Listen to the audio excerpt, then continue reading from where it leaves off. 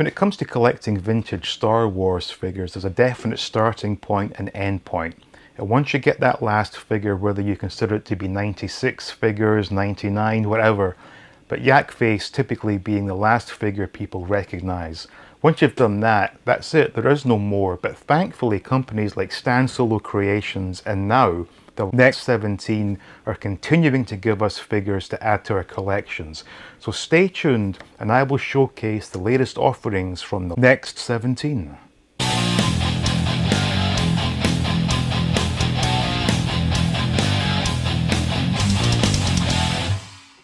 So thankfully, Graham included in his note a description of what these figures are, because in the case of this one, I have no idea who this is, but apparently this is Tusk Face, an alien bounty hunter and palace crony, complete with vibro dagger, which you can see here. Now my first impression is that these are extremely well made. 5 points of articulation as you would expect. And from what I can tell, I think all these figures may be cast in white plastic and painted.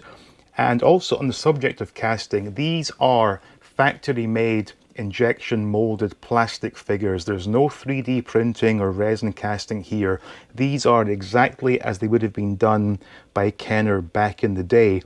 But as I said, I believe each figure was cast in white plastic and painted. Should point out as well, they fit perfectly onto vintage figure stands, so no worries about these guys toppling over. Now this is a figure, or a character I should say, that I do not recognize. I believe he's in a couple of scenes in Return of the Jedi, but blink and you'll miss it. But very well made, very solid, and a nice detachable belt there should you so wish to take that off. Don't know why you would, but if you wanted to, you can. Very well painted actually. Good detailing on this. Even the sort of different fur colors there between the hand and the arm. All in all, a very nice looking figure, but as you will see as we go through the line here, I'm not entirely convinced that these would fit in seamlessly with a Kenner collection. There's a slight different aesthetic to these that doesn't quite match up with Kenner, but that's not to say these are bad figures. They certainly are excellent looking figures and something I am extremely grateful for Graham to have sent to me. Before we get on to the next figure, just want to point out that this backdrop was also included. The last 17 do a series of backdrops that when the figures go in front of them, they really do look the part. And this one looks to be like a booth from the cantina. We have a couple of extra ones, as you can see on screen here. We've got Jabba's palace and what looks to be a view from the window from the Death Star. So moving on, we have this guy. And my note here says this is Sloth Man, who is also a palace crony. Now I believe this is the same sculpting for the body as this one. Everything looks pretty much the same, and I think under this belt here, yeah, we do have the same sort of protrusions, but they're hidden by the belt on this guy. But this guy is naked, comes with a really nice looking menacing mace there. Wonderful head sculpt on this, really does. Well, now this does look like classic Kenner, but I think it's the fact that they've been painted as opposed to being cast in the respective colors that maybe gives the impression that they don't fit in seamlessly with a Kenner collection. Again, this is just my opinion, and I'm just being completely honest and transparent here. I do, as an action figure, I think this is fantastic. I'm just not sure if it would look the part next to Kenner figures, but with that all being said, a really good looking figure here, and the painting is fantastic. I'm not sure of what technique is used at the factory, but they've done a sterling job on this, and this is another really cool looking figure. So moving on, we have one that Graham describes as a what if figure, and this is Obi-Wan Kenobi had he turned to the dark side. And this one is really cool looking, and in actual fact I think the face sculpt on this is far more like Alec Guinness than the figure that Kenner gave us. Really good likeness for a figure of this scale, And again, he has the yellow eyes, very well painted, even has some grey hair coming down under his cloak.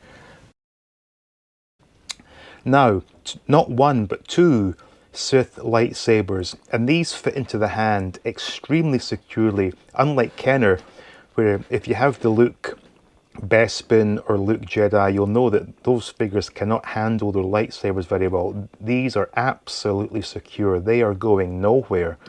And again, very well painted, because as you can see here, I don't know if it's coming across on camera, but there's definitely white coming through from the inside. So I'm assuming every figure, with the exception of two we'll get to shortly, have been cast in white and painted, and the painting is fantastic.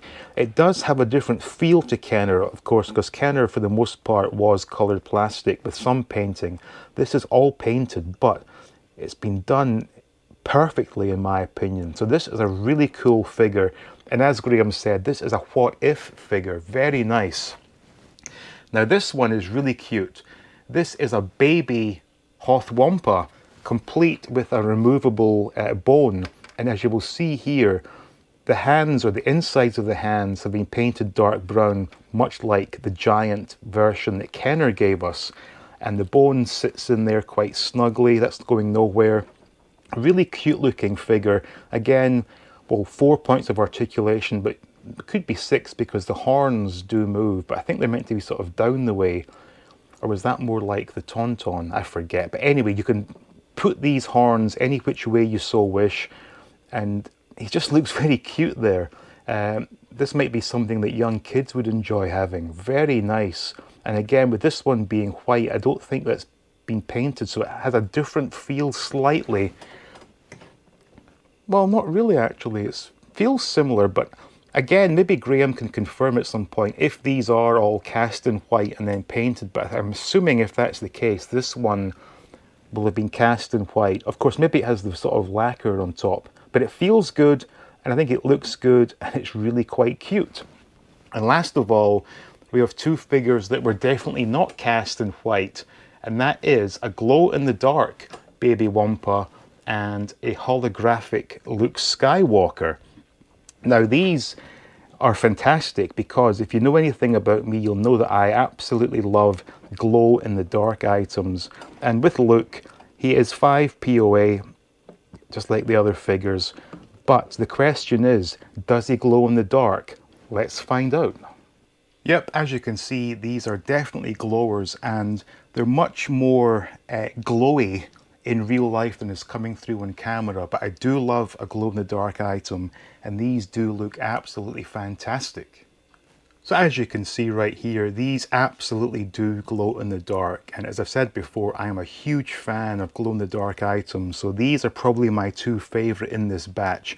But when you look at them all lined up here, this is a really good selection of figures, and especially the cute little baby Wampa. That's so nice. But I think this Obi-Wan as a Sith is another fantastic figure. Now, when I say they don't fit in seamlessly with a Kenner collection, that's not to put these down in any way. These are extremely well made. They look fantastic, but in my opinion, there's just something not quite keeping with the Kenner aesthetic. But if you're a fan of Star Wars, and especially the first 3 movies, these will be something you definitely want to get your hands on.